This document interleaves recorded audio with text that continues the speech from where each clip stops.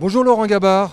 Bonjour. Alors vous êtes directeur général de Rejolt. Pouvez-vous brièvement, et cofondateur, pouvez-vous brièvement nous présenter votre entreprise? Qui sont vos clients? Alors Rejolt aujourd'hui c'est une place de marché qui propose aux collaborateurs des très grands groupes. Donc, nos clients c'est des groupes du CAC 40, des groupes du SBF 120. Une plateforme de réservation d'événements. Donc ça va de la restauration, les traiteurs, les hôtels, les journées d'études, les séminaires, les animations team building. Donc toute la gamme de services dont peut avoir besoin un prescripteur pour organiser un événement. Ça, c'est le côté place de marché. Et puis, on est en même temps un logiciel de gestion pour les directions achats, les directions RSE, les directions financières, qui permet d'avoir une visibilité sur tout cet angle d'achat-là, tout ce domaine d'achat-là. Alors, que pèse et comment se porte Rejolt aujourd'hui et comment s'engage 2025? Écoutez bien, donc on est à plus de 40 millions de chiffre d'affaires. 2025 s'engage très bien. Alors, grâce évidemment à des nouveaux clients, puisqu'on est en conquête de nouveaux clients, puisqu'on propose une vraie valeur ajoutée aux entreprises. Également parce que l'après, finalement, JO fait que pas mal d'événements ont été décalés. Donc là, la fin de l'année se présente très bien pour le moment. Et 2025, pour le moment, on a des signaux surtout sur, on va dire, le panier moyen. C'est-à-dire qu'on sent bien quand même qu'il y a une vigilance sur le prix, le budget moyen. Voilà, le budget moyen par participant. Par contre, on sent une appétence pour de plus en plus de petits événements pour animer les équipes au sein des grands groupes. C'est clair qu'il y a vraiment une démarche dans ce sens-là qui existe depuis le Covid, mais qui se renforce encore aujourd'hui. D'accord. Quelle est votre perception de la santé actuelle du marché du tourisme d'affaires? Alors, nous, on est vraiment sur le secteur plutôt petit événement, etc. Donc, ça continue à bien fonctionner. Il y a une vraie demande client sur le sujet. On est sur des demandes qui sont de plus en plus en province, notamment pour des aspects séminaires ouverts, etc. Comme on est sur de plus petits événements, on est aussi plus proche de certains lieux des entreprises en province. On n'emmène pas tout le monde à Paris, mais on fait plutôt les choses en région, par exemple. Donc voilà, c'est vraiment les tendances qu'on constate aujourd'hui. Et de plus en plus d'animation et team building qui collent à la culture de l'entreprise. Donc ça peut être du sport, ça peut être des quiz games, ça peut être beaucoup de choses qui existent aujourd'hui en termes d'animation qui sont très demandées. Vous avez remarqué que les séminaires étaient un peu plus courts qu'avant, par exemple? Oui, alors plus court, nous on a toujours été sur une journée, enfin 2 jours avec une nuit sur le petit moyen séminaire. Il y a moins de personnes par séminaire par contre, mais ils sont plus fréquents dans l'année. Voilà, c'est le cas. Alors, à votre actualité, vous avez lancé récemment le premier scoring carbone des plateaux repas. Oui, alors en fait c'est la suite finalement, c'était une fonctionnalité qui fait partie de notre suite RSE. On développe avec les grandes entreprises, on a construit avec les grandes entreprises en tout cas, un outil RSE qui permet à la fois de sensibiliser les collaborateurs en amont du choix du lieu ou du choix du plateau repas, jusqu'au bilan carbone pour l'entreprise. Donc on a toute cette chaîne de valeur et on vient de sortir effectivement le scoring carbone. Aujourd'hui, il faut savoir que plus de 25 millions de plateaux repas sont livrés aux entreprises par an en France. Donc qui dit plateau repas dit évidemment le contenu, ce qu'on va manger, mais aussi le packaging, la livraison, donc un impact carbone non négligeable. Et donc en travaillant avec nos clients grands comptes, on a mis en place un outil de calcul en fait du score carbone d'un plateau repas, un petit peu à l'image du Nutri-Score.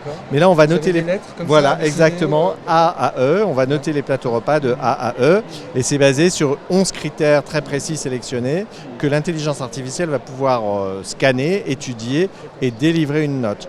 Donc c'est standard à tous les plateaux repas qui sont sur la plateforme et ça c'est une aide finalement au choix ou en tout cas une petite indication pour le client qui va choisir ses plateaux repas. Voilà. Une autre actualité, la signature d'un partenariat stratégique avec Péclair Paris. Oui, Péclair. Pouvez-vous nous en parler plus en détail? Alors Péclair, effectivement dans le monde d'événementiel on ne connaît pas forcément mais c'est une agence leader en prospective et en tendance qui est numéro 1 aujourd'hui sur le marché en France, notamment sur les secteurs de la mode, la cosmétique, l'ameublement. Et donc nous, on sent clairement, enfin c'est pas seulement on sent, mais le constat il est que le monde du travail a beaucoup changé. C'est-à-dire que la relation des collaborateurs avec l'entreprise a beaucoup changé. Les attentes des collaborateurs en matière événementielle changent beaucoup. Et donc on sentait nos prestataires en questionnement sur quel va être le besoin des utilisateurs. Nos clients en questionnement également. Qu'est-ce qui se fait? Qu'est-ce qu'on va devoir proposer aux collaborateurs?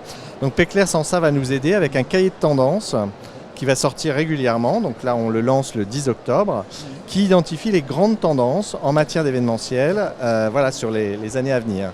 Et ça va être inspirant, en tout cas c'est l'objectif, pour les partenaires qui sont sur la plateforme, mais également pour les clients qui vont être amenés à choisir des types d'animation, des types de séminaires. Alors, les évolutions, le secteur évolue. Qu'en est-il par exemple de l'impact des problématiques durables et de l'IA sur votre activité? Alors, On peut faire longtemps là-dessus. Alors, l'IA évidemment a un impact sur tout aujourd'hui. Il y a même, on utilise des choses, on ne sait pas qu'il y a l'IA derrière, mais c'est déjà le cas dans beaucoup d'applications. Très concrètement, c'est ce que je viens de vous dire. Par exemple, sur le scoring carbone, on fait travailler l'IA parce qu'on travaille avec plus de 1500 traiteurs en France. Chacun a plus de 20 plateaux repas mis en ligne. Imaginez bien que traiter tout ça et noter d'une manière objective, scanner tous ces contenus-là, c'est impossible si on n'est pas aidé par une intelligence artificielle qui va pouvoir étudier ça et donner une note. Vous n'auriez pas pu lancer cet outil sans l'IA? Absolument, absolument. Et alors, Ou au en niveau tout cas de- avec des coûts phénoménaux, c'est avec bien sûr. des personnes derrière et très, Et très, en très termes cher. de problématiques durables? Alors en problématique durable, nous on voit bien qu'aujourd'hui nos clients attendent, en tout cas souhaitent savoir quel est l'investissement environnemental de tel ou tel prestataire. Ils veulent qu'on leur affiche clairement quels sont les ESAT, les entreprises du secteur adapté, les entreprises du secteur social et solidaire. Donc tout ça doit être clairement affiché pour que le choix soit vraiment fait en connaissance de cause. On a dans notre suite RSE tout ce qui va être outil de comparateur de propositions commerciales. C'est-à-dire quand un prestataire propose quelque chose à notre client sur la plateforme, et s'il a une activité dans le sens du développement durable, s'il a un label tout simplement, ou s'il a des actions dans ce domaine-là, on l'invite à les partager pour que le client vraiment fasse son choix en connaissant cet élément-là. Alors c'est évidemment pas le seul critère, mais on a aussi le budget, on a la qualité de la prestation, mais ça rentre aujourd'hui dans les critères de choix de nos clients. Merci beaucoup. Je vous Merci en prie, Laurent. avec plaisir.